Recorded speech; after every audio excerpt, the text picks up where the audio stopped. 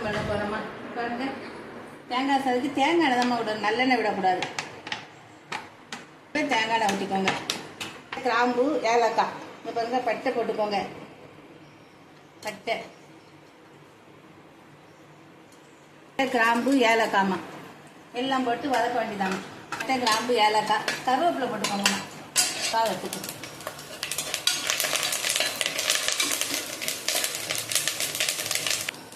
எங்க பட்டை, கிராம்பு, ஏலக்காய், கருவேப்பிலை எல்லாம் போட்டு வதக்கிட்டுமா.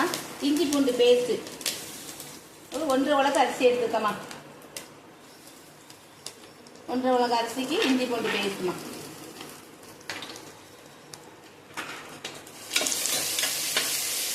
பாருங்கம்மா, நல்லா வதக்கிருங்கம்மா. நல்லா செவக்க வதக்கி எடுத்துருங்கம்மா. சாதத்துக்கு 4 வத்தல் ஆஞ்சி வச்சிருக்கம்மா.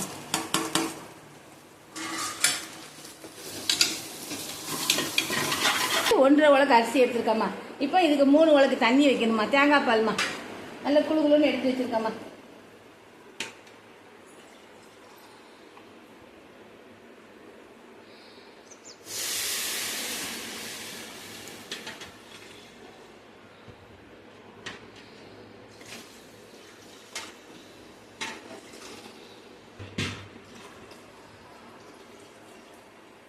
பருங்காயாக எடுத்து வச்சுருக்கோம்மா. பருங்காயாக எடுத்து பால் எடுத்து 1.5 உலக்கு அரிசிக்கு 3 உலக்கு தண்ணி போட்டுக்கோங்கம்மா.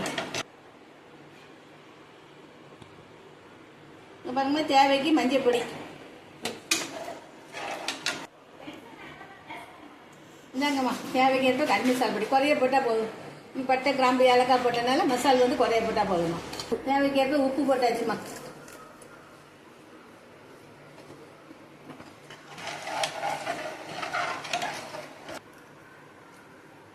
இப்போ நல்ல நுர கூட்டணுமா. நுர கூட்டினோடனே அரிசியை போட்டுடணுமா. தேங்காய் சாதத்துக்கு தேங்காய் எண்ணெய் தான் ஊற்றணும், நெய் ஊற்றக்கூடாது. தேங்காய் பால் நல்லா நுர கூட்டிட்டு, ஆனால் கொதிக்க விட்டுறக்கூடாதுமா. கொதிக்க விட்டு சாதம் அப்படி நல்லாவே டேஸ்டே இருக்காதுமா.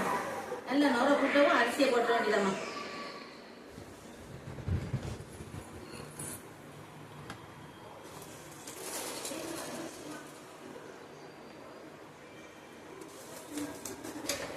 பாருங்கம்மா, தண்ணி அரிசியும் போதுமா அளவு ஒன்று போல கிளறி மூடி வச்சிருங்கம்மா. எல்லாம் போட்டாச்சுமா, மூடி வச்சிருவோம்மா. இங்கே போகிறோமா, மூடி வச்சு நம்ம 2 சவுண்டில் எடுத்துட வேண்டியதாம்மா.